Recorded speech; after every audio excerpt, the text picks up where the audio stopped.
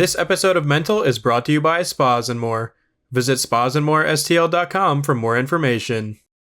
Hey everybody, welcome back to this episode of Mental. And before we get started today, I wanted to talk to you a little bit about TRT treatment from Prime Performance. Prime Performance offers just a wide variety of ways to keep yourself balanced and up to speed with not just in the gym, but keeping up with your kids, keeping up mobility and just recovery things too. If you need a IV bag with vitamins or just a rejuvenation from the week that you've had going into the weekend, and make sure you want to have that same vigor with the family as you do at work, then your best option is to talk to the guys over at Prime Performance. You can call them or visit them online today.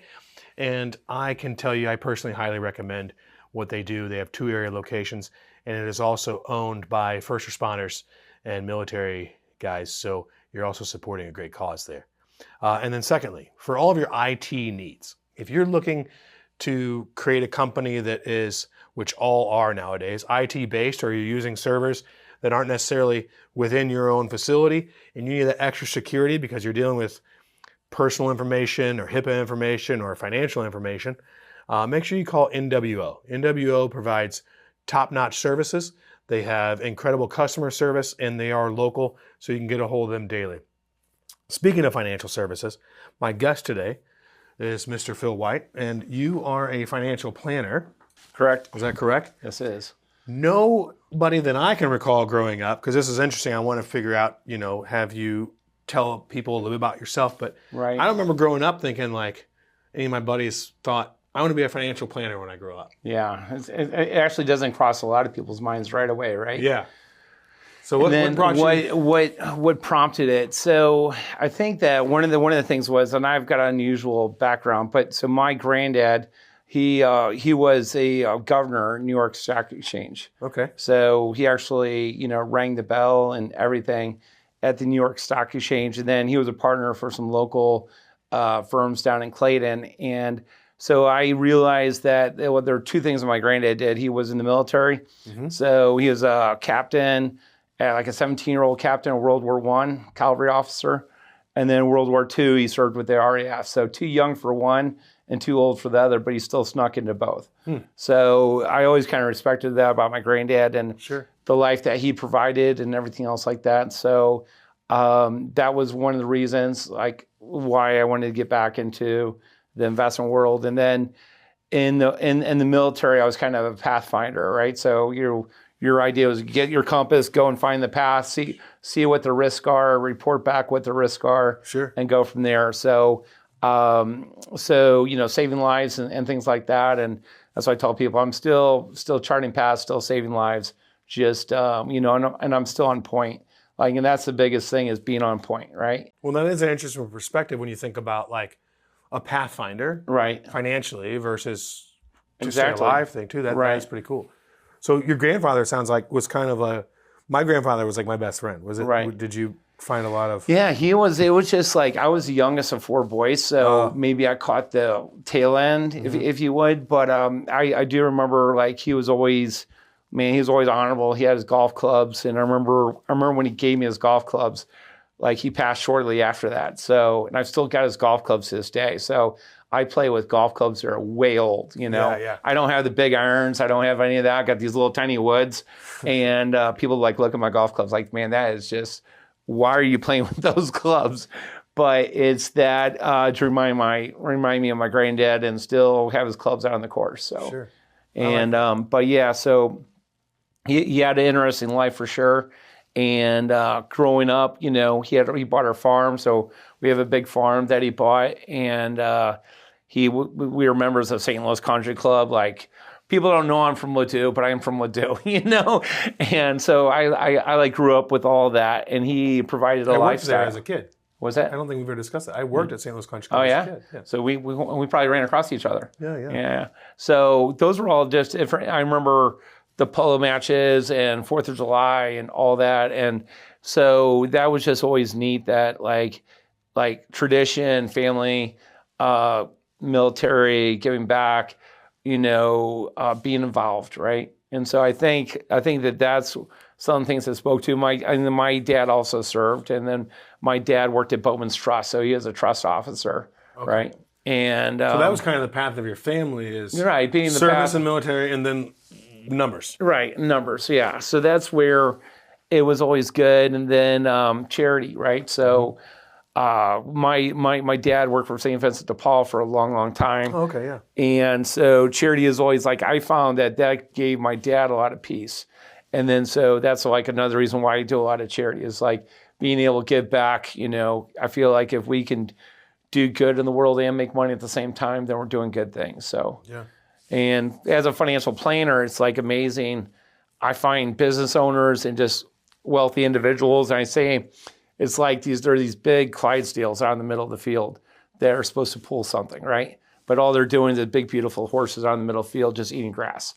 And they're supposed to pull something, but no one showed them what to pull, right? Mm-hmm. No one showed them how to pull or anything like that. So that's where I meet different people that they know what they know, but they don't know what they don't know, right? Sure. So, and you help them along those paths. I helped them along with that path, yeah. Because I mean, it's also building. Yeah, go ahead. I was going to say, a lot of people in those positions too probably have, so when you talk about charity or philanthropy of any kind, one of the things I didn't know, but when I started working with those organizations is like you can go to certain unnamed stores, but we've talked about it offline, and you say, hey, can I get you to donate something for this project? And a lot of them have a budget set out for that. Right. But they don't know what to do with that budget. They're not going to go out and seek individuals that need help. Don't. And then, so in the same sense, when you're building wealth as an individual, right. Sometimes you have all this wealth built up, and it might be sitting in a Roth IRA because that's what some companies push. Wherever it is. It might be sitting in a bank account. A couple $1 million is chilling in a bank account. And you can find ways to help make that money make money, right? Because that inflation, some people don't realize, especially at that 72.5 mark, when you start taking out your investments,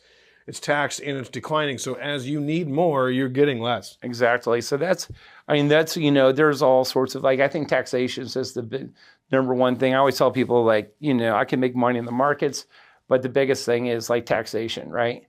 So if you're losing 40% of your income to taxation, then that hurts, right? Yeah. And then so showing people how to build more of a tax-free income stream and things like that. But just business succession, passing the torch. A lot of people build, and they don't know how to pass the torch. Mm-hmm. Or they build, and they're way over estate limits, $26 million. They're way past that, but they're just too busy, and I don't care. I'll let my kids worry about it.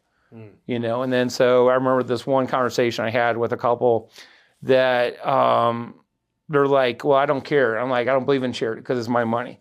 And I'm like, you're going to give it to the number one charity. And they're like, well, what's that, Phil? And I'm like, the U.S. government. And then they're going to fund every single project you hate and despise. And then they're like, no, they won't. I'm like, yeah, they will. And so they were passionate about women and helping battered women and stuff like that. And so the guy was like, hey, I want to be the guy who kicks down the door and rescues the women.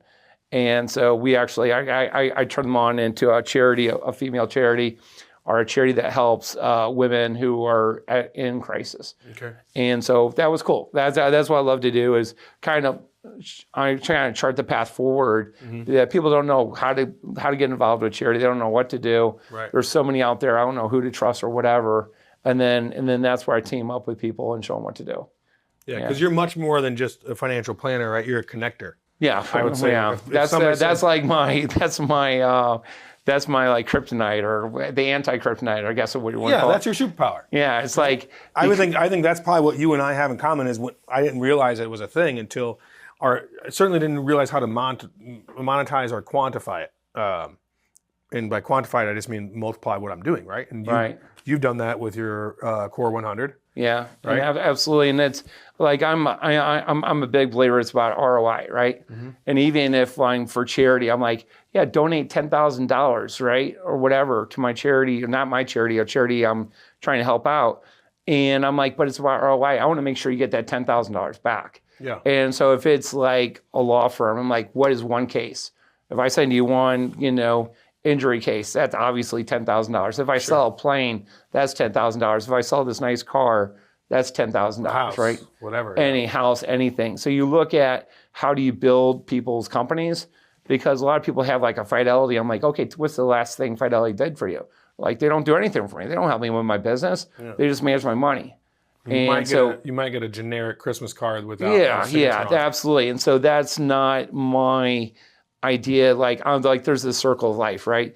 The circle of life, there's a small portion that's investments, insurance. The rest is life, right? And that's what we really have to do, is help people with the rest of that life product.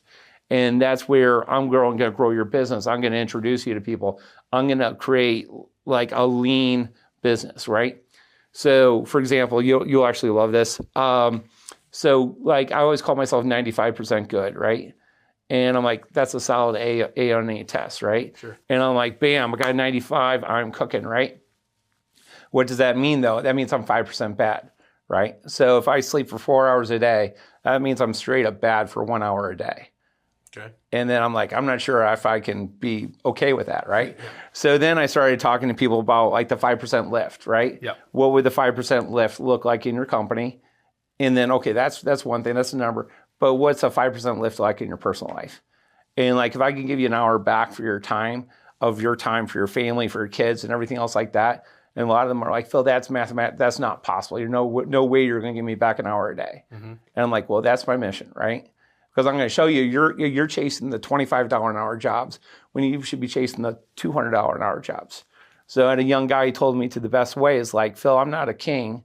I'm a king builder, right? I'm a king maker. Mm-hmm. So he makes other people kings. So he could sit up here. He's got his kings down here, and he has time to meet me, be at complete leisure, right? I know the business owners who are doing it well because they're calm, they're collected, they're everything else like that. Yeah, they're not frantic. Like many times, a good example of the frantic business owner would be an owner-operator that I've seen in many different restaurants or bar industries. Because before you get to that certain point, when your busser doesn't show up, when your dishwasher doesn't show up, they're living in hell. They're 80 hours a week, and they thought, oh, I'm going to start my own business. Right. When a lot of times, as an entrepreneur, I've had a lot of 80-hour work weeks too, but it's generally I'm at events or I'm doing network, like same as you, right? So like, because we had talked when you started Core 100, and I love the idea, and now I've got some space where I can come join the things. But at first, I remember having to tell you, because I think to be clear is to be caring, and so rather than be like, oh yeah, save a spot for me, I was like, at this time, I unfortunately don't have the time committal. Right. And it's because I hadn't figured out my work-life balance yet. Exactly, and that's key. You know, I had a lady who had probably $35 million net worth, had a bunch of trucks, owned about 100 different properties, and she had done everything herself all her life. That's what she knew, right? She did her own accounting, she did her own taxes, and like the estate plan was chaotic, business was chaotic, and she's like, Phil, I'm chasing a $5,000 check. I don't know where it went. And I'm like, we need it. And then she's picking up rent checks. $35 million, she's picking up rent checks. And I'm like, we need to rethink this whole thing, because every time I call you on the phone, you're frantic. You're always frantic. You're always, and then so we need to fix that. Mm-hmm. And then like sometimes it's about family, right? Just fixing family. Like, Phil, I haven't talked to my kids in a really long time, right? And so it's about fixing that family, like making that person realize that that's a relationship that he can fix and work on. And then you try to figure out, okay, like, what do we do, right? Or how do I have a better relationship with my kids? How do I spend those last moments with my parents? How do I do this? So I never get calls about the stock market. I can't really remember the last time I got a call about the stock market. Never have gotten a call about someone's 401k. Never got a call about insurance. Have gotten a call that my mom's sick, that my kids are this way, that I just lost my dog, whatever, right? Yeah. Like all those freaking life events, those are the calls I take. Those are the calls I take at 10 o'clock at night when someone's up and they're thinking about their business. I'm like, boom, hey, can we meet and sit and talk about whatever? Not about stock market, it's about business, about family, about those different things. I'm a big believer in financial planning. So what that entails, I'm not just looking at investments, I'm not looking at insurance, whatever. I'm doing a mathematical formula where we build a plan together. Because if you write something down, you're that much more likely to achieve it. When you have someone that you're using that's like your coach, your mentor, and your partner, you're even more likely to reach your goals. I've heard a really cool statistic that I'm going to get the name of the school wrong. Oh. Sam was with me, though. It was one of the Ivy Leagues. I want to say it was Harvard did a study. we'll say it's Harvard for all intents and purposes, did a study, and it showed that 3%.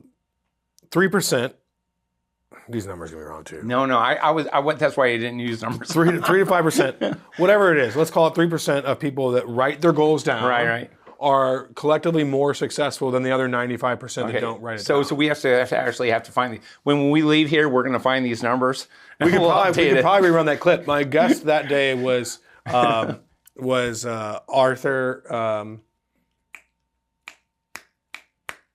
Sam, I'm looking to you. Do you remember this? No, don't worry about it. We'll Rabbi. We'll cross He's a that rabbi. bridge. Yeah. And brilliant guy. We're going to put that we'll put that link to that show in the Connection Center or to the reel because I've got a reel. Yeah, absolutely. But I love that you say that because I have found that while my wealth certainly hasn't grown over the last year as we build this company, it's like every time we find something, more money, more problems as we expand. But at the same time, much of my life has improved as I've started journaling and writing things down. Right. Absolutely. Right. And then Achieving that's where you need to see the goal. You need to know the goal, like your 3-year, your 5-year, your 10-year goals, and communicate them with someone. Like you were just talking with Gina, and Gina and I talk about goals, right? And that's super important because if you don't, then you're just shooting from the hip. Yeah, everybody's got ideas, right? And it goes back to the compass and the map, right?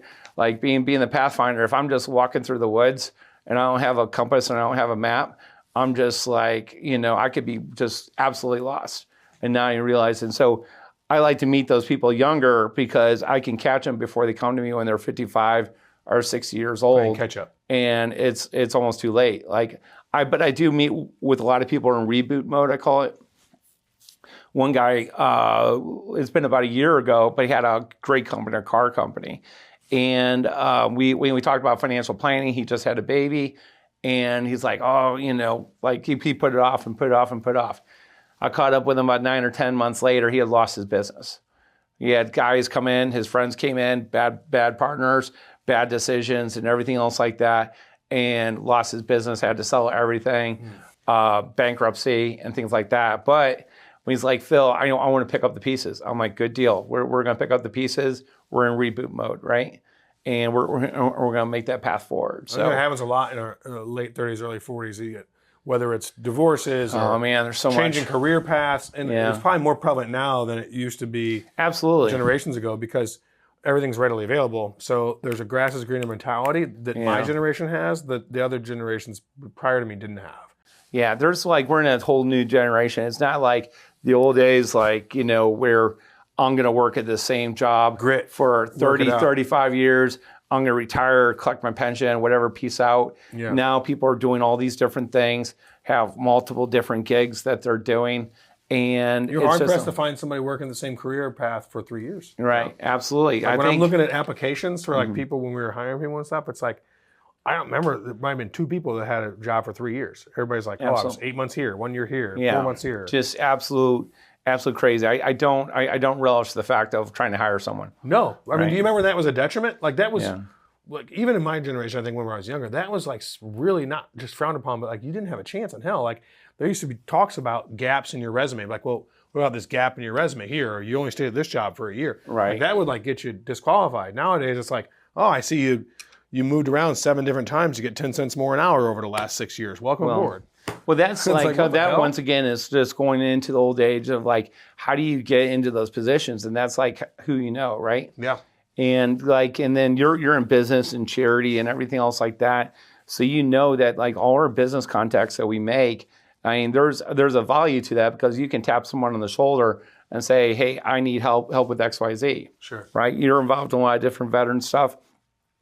I'm involved in a lot of different veteran stuff, but then we both know people that the other person doesn't. Mm-hmm. So that's when together that we're stronger, right? Well, and my desire to serve came from my inability to serve. Right. So all 3 of my uncles, grandfather were all retired military guys. I had heart surgery when I was born. I was born with 2 holes in my heart.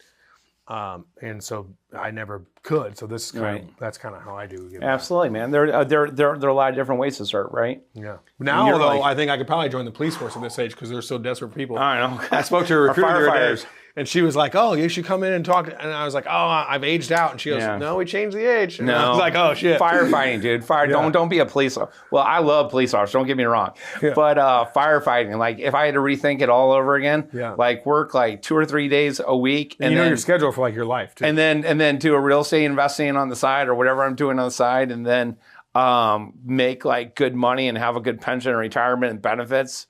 Yeah, because if you go long enough in firefighting, you retain like 80% of your pay. It's just crazy. There's all sorts of cool stuff out there. Yeah, but so speaking of that kind of stuff, and speaking of things we're involved in, you have some things coming up. Did you? I know you were involved with Patriot Jam. Is that still going on? Is that something you're involved with? So Freedom Jam? Yeah, Freedom Jam. So we did, Freedom Jam went on a hiatus. So we did, and then they just did a Freedom Jam, I think out in Wright City, Troy. I think it was in Troy. So it just happened about a month ago. But when we took that hiatus, I started rethinking things. I started doing a lot of car shows because I like car shows. It puts me in front of business owners. It puts me in front of veterans. And I like stories. I'm very story driven. So it was a great way to come alongside someone and like hear a cool story. Yeah. Meeting some great people and everything else like that. I started getting to think about it, and I was hanging around with plane guys. I was hanging around, like I do Patriot Guard. So hanging around with a bunch of motorcycles, hanging around plane guys, car guys. Trains, and automobiles. Basically. Planes, trains, automobiles. So I started thinking about stuff. I'm like, I was doing Vets STL, I think last year. And then Vets STL suddenly became STL Top Rides, where I basically focus on the top businesses in St. Louis, the charities that they care about in the community, and growing a stronger city. So I think my tagline is bringing passion, charities, and community together. Okay. And then so I started doing that, and it was kind of this little idea. And then I was at a bourbon event, and there were 50 people. People think I'm an extrovert, but I'm kind of introvert at the same time. Mm-hmm. And I'm like, I want to meet. I want to talk about that combination of. Yeah, I'm like, I want to meet 3 people here. I'm going to talk to 3 people, and then I'm out. Well, the first lady I talked to was Carolyn Burden with Anheuser-Busch Breweries. She's head of events for there, and I'm like, I want to do an event down at the brewery, and like when I can see it and think it and smell it and do all that, just like the vision comes to my head, and I'm like, I'm gonna make it happen. I have no idea how I'm gonna make it happen, but I'm gonna make it happen, right? So spin it forward a little bit. We got the website's up and running. We got ticket sales going, sponsors going. I just talked to Chuck's Boots. Chuck's Boots is coming along. Chuck's Boots helped us out with Freedom Jam for 2 years, and then they're going to come on in and help us with this called St. Louis Lights. So I'm calling St. Louis Lights 2025. I don't want to call it Light Up St. Louis because that kind of sounded bad with all the shooting. Yeah. So, but basically all day Anheuser-Busch Brewery lights are going to be up, and I'm like, man, wouldn't it be great to have like 80 cars in that main tunnel, right? And then so we're going to have cars, country music. I was just on the phone with Katie. Santa going to be there? Santa Claus going to be there? Santa Claus? No. Unfortunately, Anheuser-Busch Brewery will not allow a Santa Claus because of the kids and alcohol. Oh, at least that's my understanding. Maybe an elf impersonator instead of a Grinch. But it was pretty cool. I just talked to country singer Katie O. Yeah, and she was on American Idol, and oh my gosh, what's the one with Reba? The View. The View? No, which one? Anyway, there was another country one. The Voice. Thank you. Yeah. She was on Team Reba with The Voice, so she's going to be one of my singers. Molly Lovett is a local singer who sings down in Nashville, and I'm trying to get Ashley Brooks coming up from Georgia. But so cars, country music. I'm going to have some fashion in the main great hallway in the Anheuser-Busch Brewery, and then I'm going to have a casino. So why not, right? You got all that. Why not have a casino? So Texas Hold'em, Blackjack, Craps Roulette, and it's all for the Freedom 13, which is a veteran charity, and then Marine Toys for Tots. So it's I'm looking forward to it. It's want to know more? It's www.stltoprides.com. And we'll put that in the description link. Absolutely. And count me down for at least a couple pallets of toys. I'll bring some toys down. There you go. Yeah, no, definitely that'd be cool. So the toys actually are Bikers for Backpacks does something called Christmas in the Streets. Okay. which is crazy because like it originally was supposed to be Christmas in the streets. But so, and that benefits families out in St. Charles. Okay. So they're one of like, as the drop comes in, they're going to be designated with X amount of toys to go for St. Charles. I think we're going to do a cash donation to them as well. There's some neighborhood assistant. There's some NAP credits with the coffin fund. So this is the first time that I've like raised this much money and dispersed it. So there's going to be taxes involved. So I'm also looking to get with the Kaufman Fund because they've got some NAP credits, which goes towards a dental program for veterans. Yep. And that's something that they're doing. It's a relatively new part of their program, but it's really cool. Yeah, it's relatively new. Rain Run's a good organization. So there's a lot of intertwinings. There's equine assisted therapy, which is which does basically horse therapy for kids with special needs. They have a Silver Saddles program, and this is exactly what you don't want to do. And they have a Silver Saddles program. And then they also have a veterans program. So, like, I'm just trying to tie in different cool things in the community, all these great businesses. I'm going to make a really killer video with all these nice cars. And we're going to do just a really great video where we're promoting not only the companies that are helping us, but the different charities, right? I have one gentleman, my good friend Mark Buckman. He's one of my donors. He's wants to promote like 5 or 6 different veteran charities. So we're going to figure out a different way to work those in, right? Yeah, maybe it's quarterly or whatever else. Yeah, you never know. Yeah. But the biggest thing is, like, that in the world, there's all these different silos, right? Mm-hmm. And there's all these different charities and all these different silos. And it's like, hey, these are my people. And this is like I'm not going to talk to you about yours, And it shouldn't be that way because we're a city. One goal, the city, right? Our veterans. One goal is the veterans, whatever it is.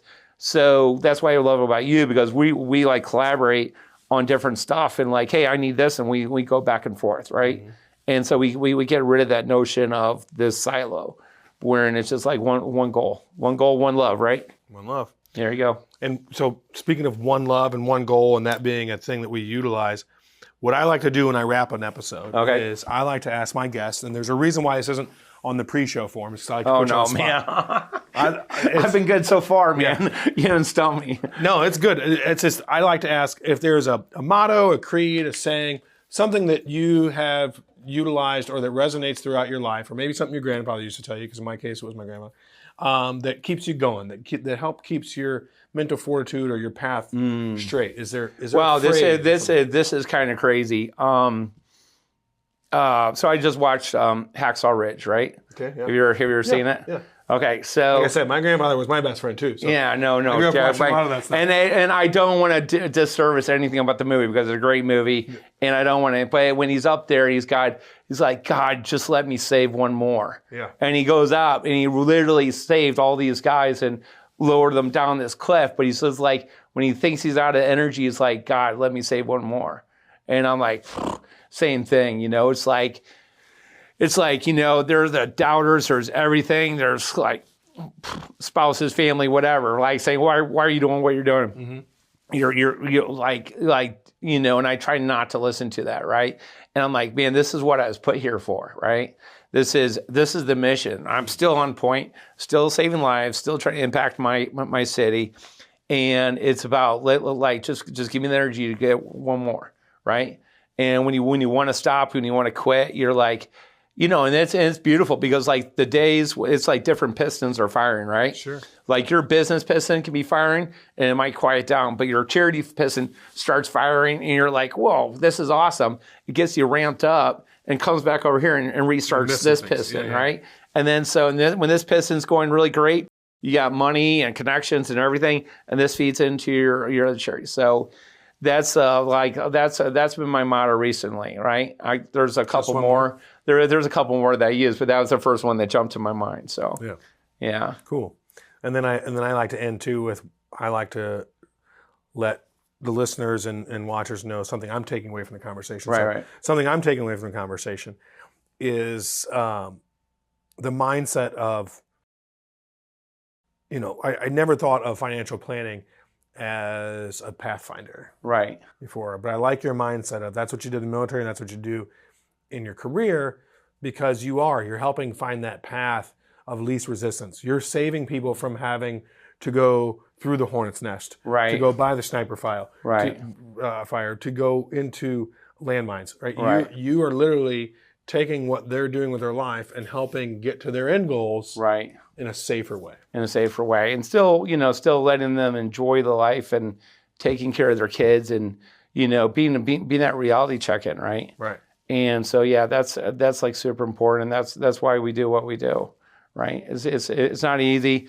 So some people might know me from my big ass German Shepherd and Gunner, and like sometimes it's like Gunner's tired and he's at an event and he's tired and he's hot or whatever. Yeah. And I'm like, and people are like, oh, that poor dog. And I'm like, this is what he loves doing. Yeah. This is what he loves doing, and he knows the job, Right. right? He knows the job. It's like you were talking to my friend Gina. Gina knows the job. There's certain people who are part of my circle who know their job. You got to right? show up when you show up. You got to show up, even if it hurts sometimes. Mm-hmm.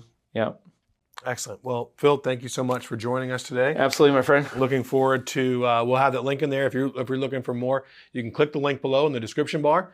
Whether you're listening on Spotify or one of your stations or watching it, there'll be a link below to see how you can get involved in the lights. St. Louis Lights. Thank you, because Thank now you. I've got that lighted up St. Louis. In my I know, head. shit. I should have never said that. So St. Louis Lights, check the link below, and we will see you next time. Please click that like button and subscribe, and we will see you next time on Mental.